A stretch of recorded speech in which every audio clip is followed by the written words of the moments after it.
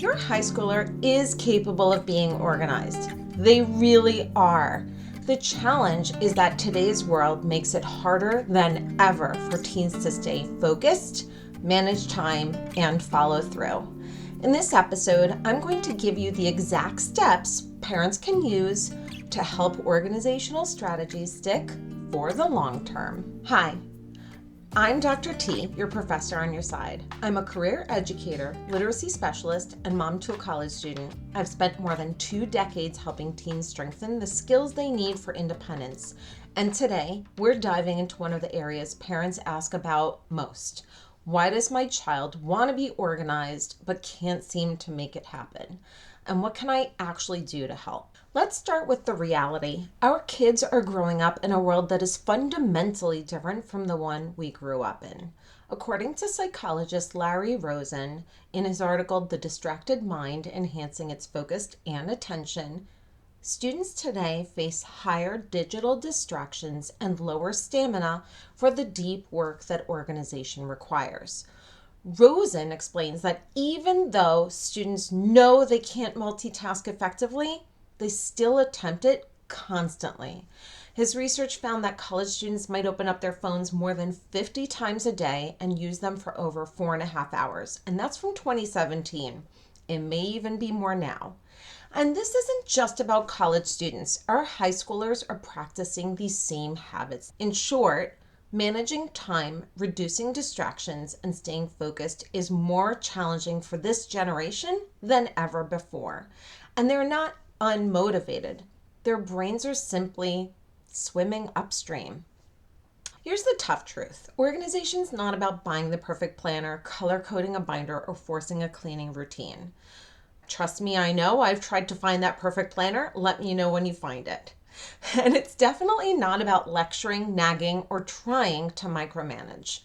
Organization is about building a system that fits the student's life and brain, not necessarily the parent's preference. So instead of trying to impose a system on your teen, your role becomes something much more powerful, guiding them. You are essentially guiding them to discover and practice strategies that will actually work for them. I'm going to share some practices that I use with my own students and hope you find them helpful. One of the most effective tools I use in my practice is something incredibly simple. It's body doubling. Body doubling means sitting near your teen while they work. You're not doing the task for them. You're not necessarily giving them constant reminders. You're just there. What does this look like? It may mean that you're also modeling how you are working through an assignment, a project, something you need to do for work, whatever it may be. You can make time blocks out of it. You can work together in parallel, essentially. The research says that this works because students stay more regulated and less distracted when someone is calmly present. And it kind of creates accountability without pressure. So, give it a try. You might want to sit at the same table with your laptop. You might read a book. You might fold laundry in the same room. Or it may be done remotely via FaceTime. Your presence becomes a gentle anchor that helps them to stay focused for longer than they would on their own.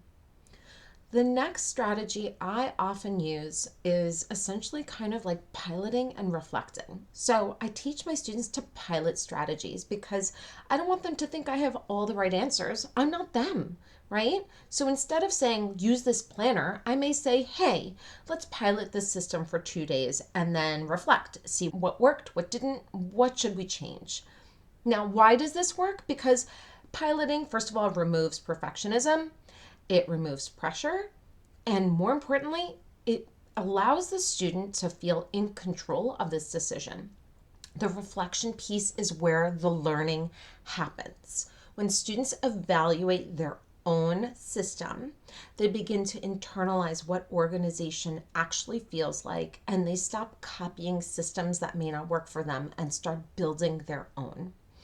And this is my third strategy, is actually modeling for my teens, modeling for my students. We often ask teens to be organized, but we don't always show them how adults do it. So one of the simplest and most powerful things you can do is to model your own strategies. So I might say, like, here's how I plan my week, or here's how I decide what to do first, or here's how I keep track of deadlines so they don't sneak up on me. I've done that with my own children and shown them my Google Calendar where I plan ahead, right? Students learn executive functioning skills through exposure, and when they see it, they can practice it, and when they practice it, they can own it. It becomes a part of their own routine. My next strategy is actually borrowed from early childhood classrooms, and it's the block scheduling template. One of the biggest challenges students face is that they don't truly understand how full their days are, and then they feel overwhelmed. And so this is where block scheduling and what's on your plate activities come in.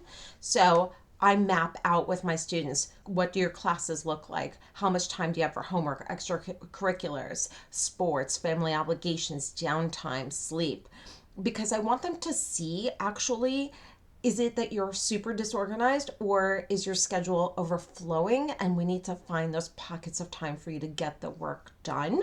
And this can really help them to understand. We can adjust expectations, redistribute workload, or carve out dedicated study blocks. And students love this because it actually validates their experience. They realize, hey, I'm not necessarily lazy, I'm kind of overloaded.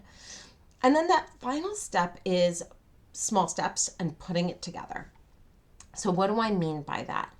Essentially, small steps become habits. So here's the big takeaway. Organization is not an overnight makeover. It's a slow build of habits tested and refined over time. And it's something that they want to be empowered to be a part of, right? I think that's really, really a key piece of the puzzle. Body doubling, piloting strategies, reflecting, modeling your own systems, seeing their full schedule, and creating blocks of time that make sense. And this also includes, and I really want to stress this, what I found is sometimes students, when they go home from school and there's a little bit too much downtime for some students, that lack of structured time can turn into a long stretch of unstructured time. And so it could also be identifying, okay, what's your routine when you come home from school? How much time are you going to take for that downtime and decompressing a little bit? How much time are you going to take for your snack? Okay, where do you do your homework, right? Because when these practices become a part of your family's rhythm, your teen slowly begins to internalize the structures that will carry them into college and beyond. All right, if you found this helpful, share it with another parent who's navigating the same challenges. And if you want more tools to help your high schooler or college student thrive, make sure to subscribe to the Professor on Your Side podcast. Thanks so much. Bye.